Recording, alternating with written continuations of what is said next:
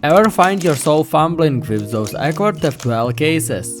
Especially when the pair is right in front of you but needs to go all the way to the back?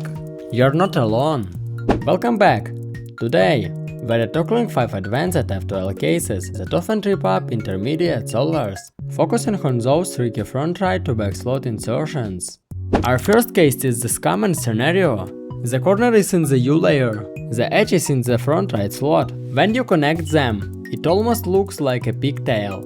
They need to form a pair and go into the back right. Here's how to do it efficiently. Use U', R, U, R2, U', R. Practice slowly for muscle memory and seamless flow.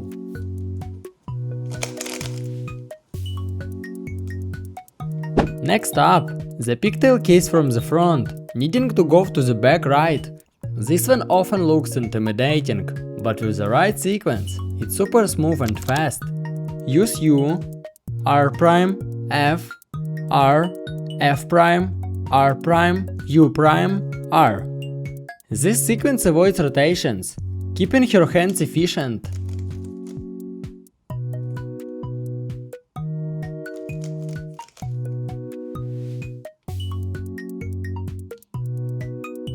Our third case is a quick and direct insertion when the pair is formed and in the front right slot, but you need to send it directly to the back.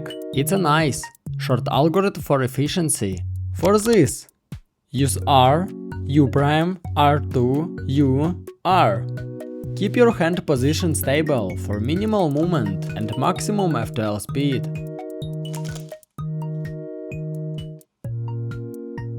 So far, which of these F2L cases do you find most challenging? Or maybe you have an even better way to solve one of them? Let me know in the comments below. Alright, moving on to our fourth advanced F2L case. Elements are separated. The corner is in the front right slot, and the edge is also in the bottom front. This one looks like a lot, but it flows well once you get it. The algorithm is R, U', R', U', R, U', R2, U', R. Focus on finger tricks and the U' series. Precision is key.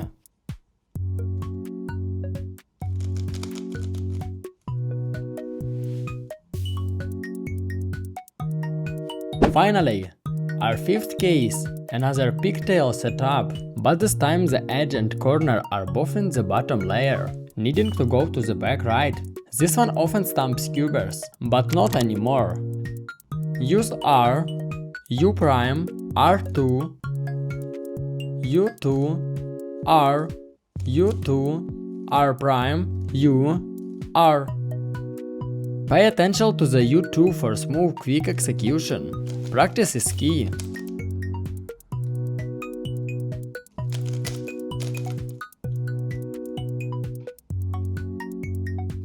Mastering these 5 specific F2L cases will definitely add a new layer of efficiency to your solves, especially those tricky front right to back slot insertions. Keep refining your technique.